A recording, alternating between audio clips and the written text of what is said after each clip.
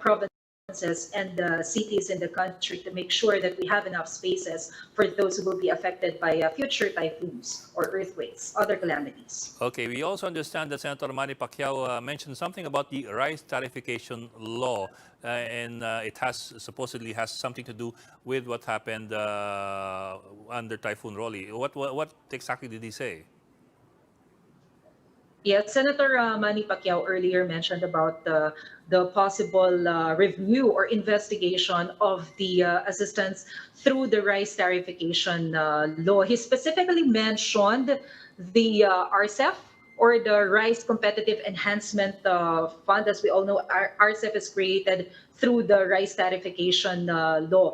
The senator mentioned that the law has been implemented for more than a year already, but he has yet to see the assistance to be given to some farmers. He actually mentioned that he talked to some of the Filipino farmers asking if the law helps them in terms of giving assistance through RCEF, specifically during the time of calamities. But some of the farmers mentioned that it is so difficult to borrow funds from through rice tariffication.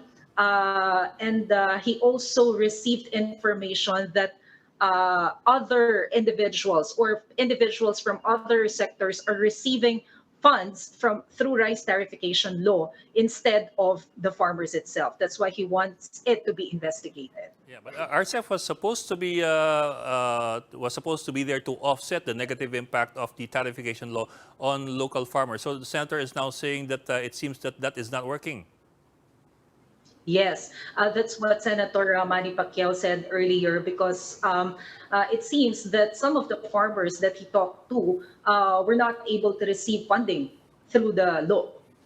Okay, another issue, I suppose, but still coming from Senator Manny Pacquiao on the issue of corruption in the Department of Public Works and Highways. Yes, you're right, Ed. Senator Manny Pacquiao specifically mentioned the budget.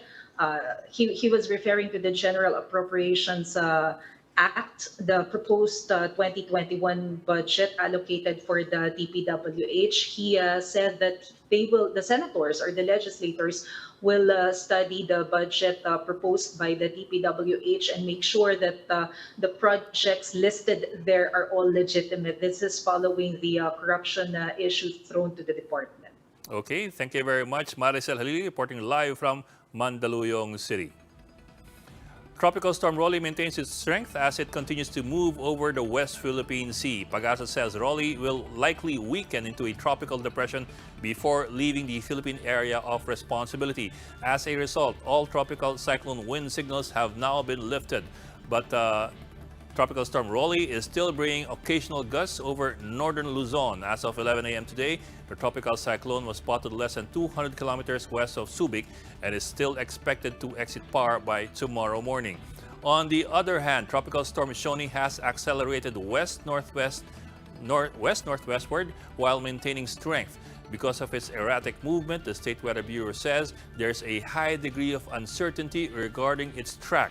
Although Pagasa reminds the public to prepare for the possible impact of TS Shoni, as it is forecast to make landfall over northern Luzon as early as Thursday. Before weakening to a tropical storm, Rolly left a trail of destruction all around Bicol. Additionally, 10 people in the region have been reported dead, while 3 others remain missing. In Viga, Catanduanes, strong winds toppled even large trees and electric posts, while flash floods tore down entire walls and destroyed smaller houses. Storm surges hit coastal towns like Igmoto, Catanduanes. Dikes and other concrete structures were destroyed, submerging several villages. Over in Albay, more than 300 houses were buried under volcanic rocks and mud flow from Mayon volcano. Ako Bicol Party List Congressman Zal Dico says several people are believed to have been buried alive in Ginobatan, Albay when lahar and large volcanic rocks hit the area during the onslaught of the typhoon. Several houses were completely submerged and destroyed by rushing waters and mud in the Cagsawa ruins in Daraga, Albay, forcing residents to stay on the roofs of their homes. The Bicol region has so far accounted for 10 deaths. Albay Governor Al Francis Bichara says 3 died in Albay due to a broken dike, including a 5-year-old child who might have been swept away by the heavy current. As of last night, the NDRRMC also reported 2 casualties in the towns of Malinaw and 1 death each in the towns of Daraga, Ginabatan, Owas, Pulangi, and Tabaco City. The NDRRMC is still gathering details on the cause of deaths for each of these incidents.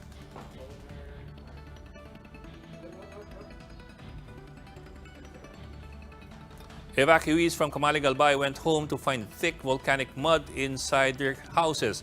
They are now appealing for help to recoup or recover what they have lost. And to tell us the latest situation on the ground, we have on the line Marlene Alcaide. She is reporting from Camalig, Albay. Marlene, kamusta kayo dyan?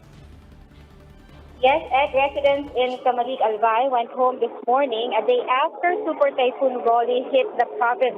In Purok 3, Ilawod, Camalig, Albay, most of the residents' houses, if not washed out, are full of what they believe to be volcanic mud or lahar. Rolly dumped heavy rains and strong winds in Albay early morning yesterday. The dike near them broke, that's why water immediately went into the homes. Residents are describing Super Typhoon Rolly as strong as Typhoon Reming in 2006. They are asking for donations because all of their things have been submerged in water and lahar. Until this afternoon, Ed, they are trying to save whatever they could from their homes, like passports, clothes, notebooks, and some appliances. And as of this time, there were no reported casualties here in Camalig.